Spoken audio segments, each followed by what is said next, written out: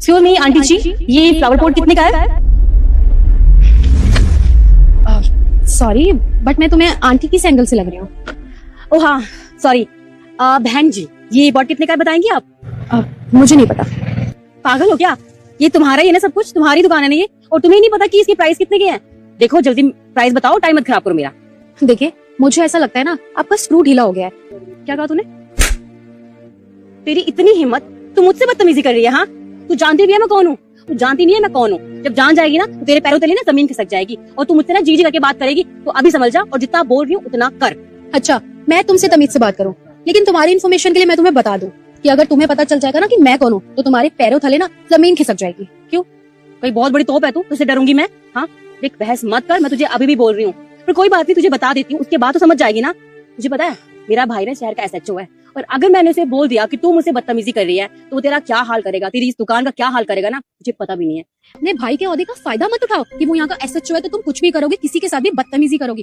तुम्हें कोई भी राइट नहीं है किसी भी इंसान के साथ बदतमीजी करने का, इसलिए बिहेव योरसेल्फ। मैम बुलाया आपने मुझे? भैया आप यहाँ? अच्छा आप यहाँ आ गए। ये मुझसे ना बदतमीजी कर रही है। शिखा तू यहाँ क्या कर रही है? मैं यहाँ पर फ्लावर पॉट खरीदने के लिए आई थी, लेकिन ये बहन जी मुझसे बदतमीजी कर रही है। आपकी बहन पर हाथ उठाया इसने। बेटा मुझे देखकर इग्नोर मत करना, इस बार जो भी एग्जाम में पास होना चाहता है मैं पास कर दूंगी, मगर मेरा भी एक काम करना होगा। तुम्हें इस वीडियो को एक लाइक और चैनल को सब्सक्राइब करना होगा। एक कमेंट में सरस्वती माँ लिख दो। फिर ये भाई साहब कहता है कि देखिए मैम मैं जानता हूँ कि गलती इसकी ही होगी, मैं अपनी बहन की तरफ से माफ़ी मांगता हूँ। फिर ये मैम कहती है कि तुम्हें माफ़ी मांगने की कोई ज़रूरत नहीं है। फिर इसकी बहन कहती है कि आप इसे मैडम क्यों बोल रहे हो, ये तो मामूली सी पौधे बेचने वाली है और आप यहाँ के SHO हो। फिर इसका भाई बोलता है शहर का SHO हूं ना, तो ये इस शहर की नई IPS ऑफिसर है।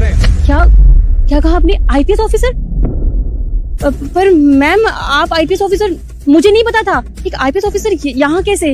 और तुम क्या कह रही थी कि मैंने ये साड़ी पहनी हुई है, मुझे इंग्लिश बोलने नहीं आती, मैं कहीं गवार गांव से उठ के आ गई हूँ।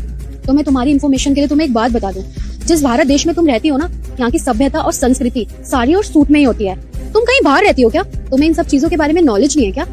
और क्या कह रही थी कि मुझे इंग्लिश बोलने नहीं आती? इंग्लिश बोलने सिर्फ तुम्हें आती है? तो हाँ, मुझे हिंदी बोलने में ना बहुत गर्व महसूस होता है, क्योंकि ये हमारे देश की मातृभाषा है। इसे बोलने में मुझे बिल्कुल भी शर्म नहीं आती। लेकिन तुम्हारे जैसे लोग ना हमारे भारत देश की संस्कृति को आगे बढ़ने ही नहीं देते हो। तुम्हारे अंदर ना बिल्कुल भी संस्कार नहीं है।